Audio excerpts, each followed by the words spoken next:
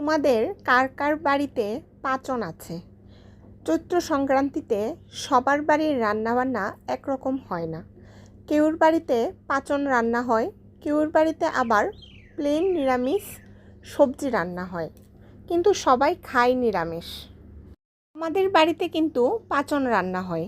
শুধু আমাদের না, আমাদের আশেপাশে অনেক বাড়িতেই পাচন রান্না করা হয়। আবার অনেকগুলো বাড়ি আছে যারা শুধুই নিরামিষ খায়, পাচন রান্না হয় না। সকালে ঘুম থেকে উঠেই সবার আগে পুজো দিয়ে নিলাম।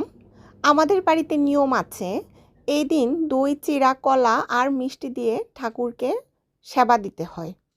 এরপরে চলে গেলাম রান্নাঘরে। রান্নাঘরে গিয়ে দুজনে মিলে রান্না শুরু করে দিলাম। আজকে কিন্তু আমি রান্না করছি না, আজকে করছে রান্নার ঠাকুর রান্না, মানে আমাদের ঘরের কর্তা রান্না করছে আজকে। আমি শুধু সহযোগিতা করে দেব, মানে যেটা যেটা লাগবে বলবে আর আমি এনে দেব। রান্নার ঠাকুর এবার নিজের আসন থেকে নেমে গেছে। আমাদের বাড়িতে পাচন রান্না হয়, যেটা আমার বাবার বাড়িতে কোনো দিনই রান্না হয়নি।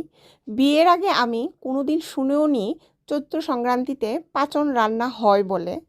আমাদের বাড়িতে মানে আমার বাবার বাড়িতে সবসময় নিরামিষ সবজি রান্না হয়েছে আর কাঁঠালের সবজি রান্না হয়েছে, কিন্তু আমি আমার শ্বশুরবাড়িতে এসেই পাচন রান্না ফার্স্ট শিখলাম।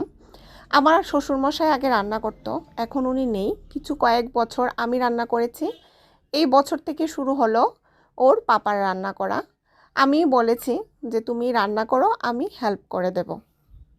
পাচন হলো এরকম একটা সবজি, এই সিজনে যা যা অ্যাভেলেবেল আছে, ডুগাডাগি থেকে শুরু করে যত রকম সবজি মার্কেটে অ্যাভেলেবেল আছে সব কিছু দিয়ে, সঙ্গে ছইয়ের বিচি, বাদাম, ডালের বড়া, সব কিছু এমনকি কাঁঠালটা দিয়ে সব কিছু দিয়ে একটা নিরামিষ সবজি হয়, আর যেটা খেতে ভীষণই দারুণ হয়।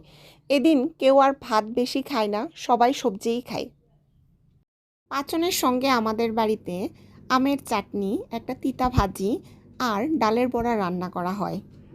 তোমাদের সঙ্গে কথা বলতে বলতে এদিকে আমার পাচন রান্না একদম কমপ্লিট। পাচনটাকে এবার সম্বাস দিয়ে একদম নামিয়ে নিয়েছি, আর পাচনটাকে সাইডে রেখে এবার বসিয়েছি ভাত, আর একটা চুলাতে বসিয়েছি আমের চাটনি। তোমাদের কার কার বাড়িতে পাচন রান্না হয় আমাকে জানিও, আর কার কার বাড়িতে হয় না সেটাও জানিও। আমাদের পাড়াতে যতগুলি বাড়ি আছে সবার বাড়িতেই কিন্তু পাচন যায়। আমাদের বাড়ি থেকে ওদের বাড়ি থেকেও আসে, যার যার বাড়িতে রান্না হয় পাচন, ওদের বাড়ি থেকেও আমাদের বাড়িতে পাচন আসে। কার বাড়ির পাচনটা বেস্ট সেটাও বলা হয়।